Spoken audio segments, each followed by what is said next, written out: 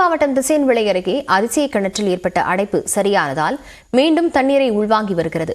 50 கிலோமீட்டருக்கு நிலத்தடி நீர் மட்டம் உயர காரணமாக இருக்கும் அதிசய கிணறு குறித்த ஒரு செய்தி தொகுப்பை பார்க்கலாம்.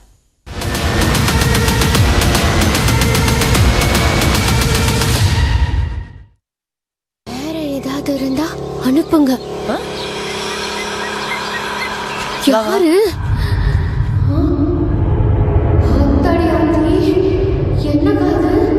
கிணறா இல்ல அட்சய பாத்திரமா? காட்டேரி திரைப்படத்தால் அதிசய கிணறு மீண்டும் தண்ணீரை உள்வாங்க தொடங்கியுள்ளது. பாதாள குகை போன்று கிணறு நீரை உள்வாங்கும் காட்சிகளும் வெளியாகின.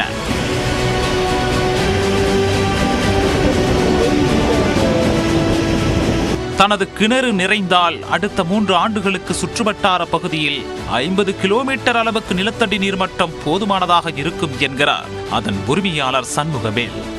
ஒரு 15 நாளைக்கு முன்னால இந்த பக்கத்தில் ஒரு தண்ணியே கிடையாது. 600 அடியில் போர் போட்டும் தண்ணி இல்லை. இன்னைக்கு நிலைமை 10 அடியில் தண்ணி.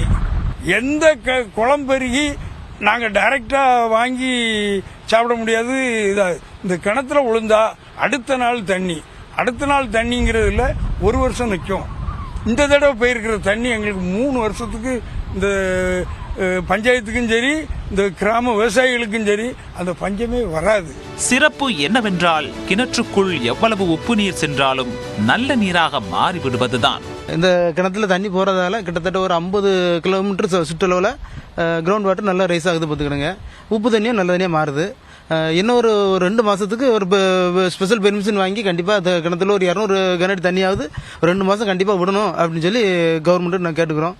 அதுக்குண்ட ஏற்பாடுகளை நீங்கள் பண்ணுனா ரொம்ப நல்லா இருக்கும். நீரை உள்வாங்குவதில் உள்ள பாதிப்பை சரி செய்து தாமிரபரணி கால்வாயில் இருந்தோ மணிமுத்தாறு கால்வாயில் இருந்தோ நீர் கொண்டு வந்தால் அப்பகுதியில் விவசாயம் மேம்பட உதவும் என்கிறார் சண்முகவேல். ஆனால் நல்லா தண்ணி விட்டாச்சுன்னா 3-4 வருஷம் 5 வருஷம் ஓடும்.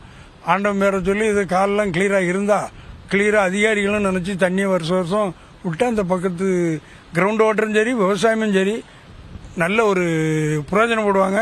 இந்த அரசை இன்னைக்கும் மறக்க மாட்டாங்க.